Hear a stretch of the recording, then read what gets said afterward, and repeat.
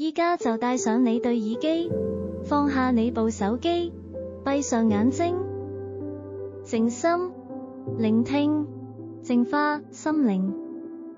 粵語版聖經創世紀第9章。神賜福給挪亞和他的兒子，對他們說：你們要生養眾多，遍滿了地。凡地上的走獸和空中的飛鳥都必驚恐，懼怕你們，連地上一切的昆蟲，並海裡一切的魚，都交付你們的手。凡活着的動物都可以作你們的食物，這一切我都賜給你們，如同菜蔬一樣。唯獨肉帶住血，那就是他的生命，你們不可吃。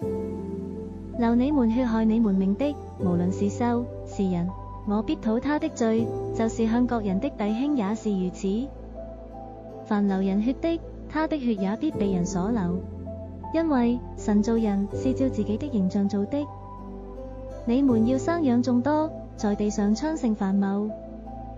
神曉諭挪亞和他的兒子說：我與你們和你們的後裔立約，並與你們這裡的一切活物，就是飛鳥、牲畜、走獸，凡從方舟裡出來的活物立約。我與你們立約，凡有血肉的，不再被洪水滅絕，也不再有洪水毀壞地了。神說：我與你們，並你們這裡的各樣活物所立的永約，是有記號的。我把虹放在雲彩中，這就可作我與地立約的記號了。我使雲彩蓋地的時候，必有虹現在雲彩中。我便紀念我與你們和各樣有血肉的活物所立的約，水就再不氾濫毀壞一切有血肉的物了。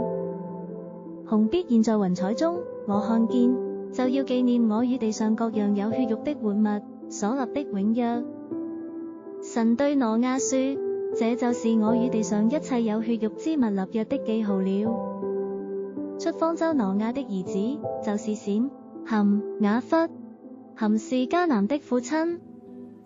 這是挪亞的3個兒子，他們的後裔分散在全地。挪亞作起農夫來，栽了一個葡萄園。他喝了園中的酒，便醉了，在帳棚裡赤住身子。迦南的父親含看見他父親赤身，就到外邊告訴他2個弟兄。於是閃和雅弗拿件衣服搭在肩上，倒退住進去，給他父親蓋上。他們背着臉，就看不見父親的赤身。挪亞醒了酒，知道小兒子向他所作的事，就說：迦南當受咒詛，必給他弟兄作奴僕的奴僕。又說：耶和華閃的神是應當稱頌的，願迦南作閃的奴僕。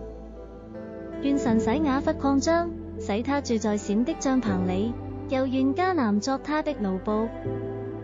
洪水以後，挪亞又活了350年。挪亞共活了950歲就死了。